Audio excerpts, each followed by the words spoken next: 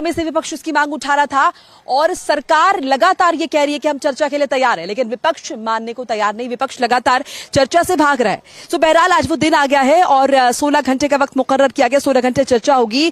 12 बजे लोकसभा को संबोधित करने वाले हैं रक्षा मंत्री राजनाथ सिंह। चर्चा की शुरुआत करने वाले हैं, जिसके बाद गृह मंत्री अमित शाह चर्चा का जवाब देंगे। महत्वपूर्ण जानकारी आपके साथ लगातार साझा कर रहे हैं।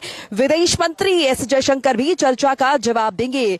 निशिकांत दुबे, अनुराग ठाकुर भी शामिल होने वाले हैं। तो तमाम तैयारियां सरकार की तरफ से कर ली गई है, क्योंकि विपक्ष जिस तरीके से हमलावर है और तमाम तरह के सवाल उठा रहा है, ये पूछ रहा है कि विस्तृत तरीके से ऑपरेशन सिंदूर को लेकर क्यों नहीं बताया गया है देश को। तो देखिए, लंबा वक्त बीत चुका है। आपको याद होगा 6-7 मई की दरमियानी रात भारत ने किस तरीके से पर्टिकुलरली किस तरीके से पाकिस्तान के आतंकी ठिकानों को निस्तेनाबूद किया था और उसके बाद वो कार्रवाई वहां पर की थी और पूरे दुनिया को संदेश दिया था कि अगर आतंकवाद को कोई भी संरक्षण देता है या फिर कोई भी आतंकवादी भारत की तरफ आंख उठाता है तो उसे किसी भी सूरत हाल में बख्शा नहीं जाएगा।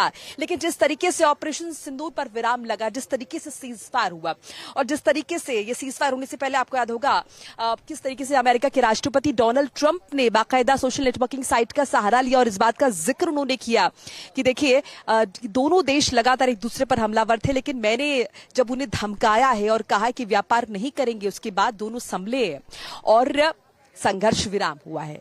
तो विपक्ष कहीं ना कहीं हमलावर है और ये पूछ रहा है कि क्या एक दूसरे मुल्क के प्रमुख राष्ट्रपति ये तय करेंगे कि हमें हमारे देश में क्या करना चाहिए।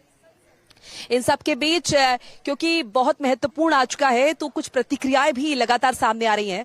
एक बार उनका रुख कर लेते हैं।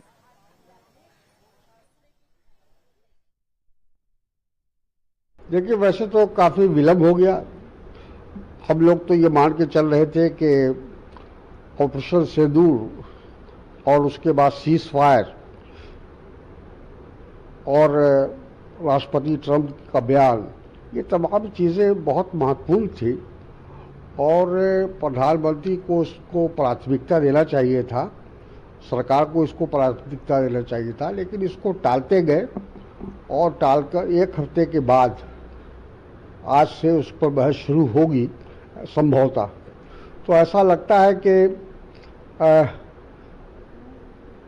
अब सरकार जानबूझकर इसको विलंब उसने किया है, लेकिन हमको लगता है कि तमाम चीज़ों का खुलासा होगा।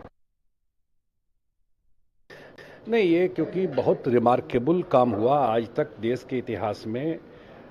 टेररिस्ट एक्टिविटी जब भी हुआ तो उस पर दूसरे कंट्री में जा करके 200 किलोमीटर अंदर घुस करके उनके जो ट्रेनिंग सेंटर है उसको ख़त्म करना पहली बार ये ऑपरेशन सिंदूर से हुआ।